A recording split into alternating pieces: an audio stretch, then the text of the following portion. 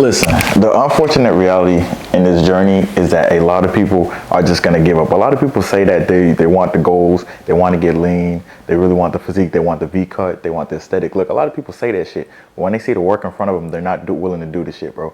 When they see that the bare minimum is what they thought the maximum was, they're like, damn, I got to do all that. In reality, it's literally not that deep. Like strength training, being in a calorie deficit, obviously, watching what you eat, making sure that you're the best version of yourself and staying locked in mentally. Most people can't do that shit, all right? That's why every time someone's like, dang, that's all you got to do, that's easy. It's easy when you feel motivated. When you don't feel motivated, when your old mindset creeps in, when your cravings creep in, all that shit, when the bitch voice in your head creeps in, you're not going to be able to do that shit. And that's most people. Most people say, yeah, man, hey, I'm ready to do the work, I'm ready. Hey, Luther, let's lock in, I'm ready to do the work. As soon as 1 week passes, they're like, oh shit, I don't have results yet. And it's like, bro, the past 10 years you've been eating like shit and not working out. So you're not going to see results in 1 fucking week. A lot of people have a lot of impatience when it comes to this journey, man. Like, and here's the thing. Like when it comes to results, the way results look at your body of work, it's like a lot of people are like, there's no way you gotta be that consistent. Yes, you do have to be that consistent. Your results are always going to look at how consistent were you, number one. Did you do the bare minimum? Like I always say, sleep, water intake, high protein calorie deficit, and strength training. Did you do those things? A lot of people just aren't willing to do that shit. That's why you won't see a lot of people lean, bro. You see people in the gym all the time. We all see it. We see people in the gym, and guess what? See people in the gym and they're still out of shape after how many years? 10 years, 5 years, 15 years, doing the same shit over and over because they're not willing to lock in as far as nutrition and be more intentional with their movements in the gym. You see what I'm saying? Like they just go to the gym maybe to relieve stress. There's nothing wrong with that. But you can have someone who could do an hour on the Stairmaster. They could have high cholesterol because their nutrition's so bad. Me, I do 0 minutes on the Stairmaster and my cholesterol is always going to be good because of my nutrition is in check, right? I'm eating good cholesterol. I'm avoiding bad cholesterol. Simple things like that. People aren't willing to be intentional with everything they do because it requires a lot of self-accountability and self-awareness.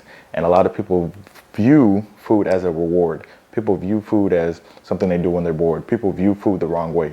Like, a lot of people can't quiet that bitch voice in their head, man. They just can't. They're like, oh, I have cravings. That's bitch shit, bro. Having cravings and shit like that, just get over it, bro. That's like saying, oh, I don't feel like going to work. And you don't go. What's going to happen? We all know what happens. So why don't you approach the fitness journey the same way? It doesn't make any sense to not approach it the same way. You're like, dang, I have cravings, but I really want these results. So you're going to get it done. I've literally had, because y'all already know I train thousands of people, right?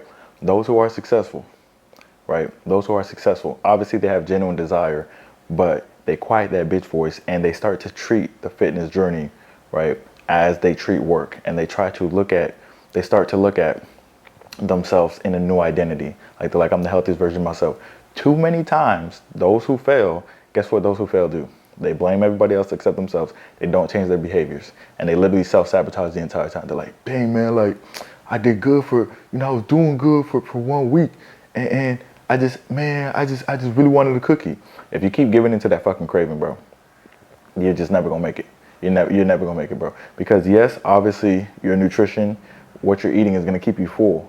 But you still have to have some willpower. You still have to have some genuine desire. Because if you have 10 out of 10 cravings in the beginning, in 3 weeks, yeah, they won't be 10 out of 10, but they might be 5 out of 10. How are you going to keep those 5 out of 10 cravings diminished? It's going to be through your mindset and your will, all right? That simple. The bottom line and the unfortunate thing that people do not realize is like, at the end of the day, most people just don't want the shit bad enough. That's what it comes down to. Because what makes you make that decision is just your lack of willpower. And that lack of willpower is just directly correlated to you just not wanting it bad enough. Why the fuck did you eat that cookie again?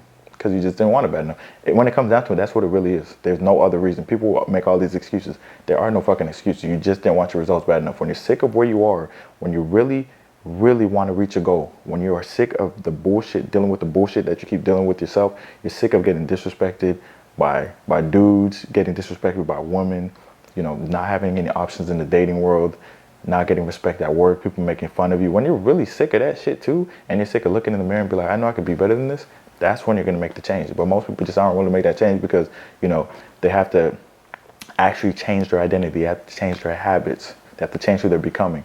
Once they see that, they're like, oh, wow. Okay, I can't get wings on Saturday. Obviously, you can't get fucking wings on Saturday. That's why you're 30% body fat. You're going to have to change your habits, if you want to become the best version of yourself. It's that simple. And a lot of people aren't willing to do that. They're like, oh, they like how the end result looks, and they're like, oh shit, that looks nice. In order to get to the end result, you can't be the same motherfucker. All right.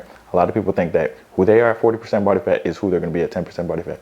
Not the same shit, bro. You're going to be a different person. You're going to become a different person, a stronger person.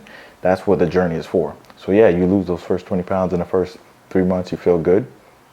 But in order to keep losing, in order to get close to your goal, in order to keep losing fat, you have to become a patient person. You have to really make this a lifestyle. That's super, super important.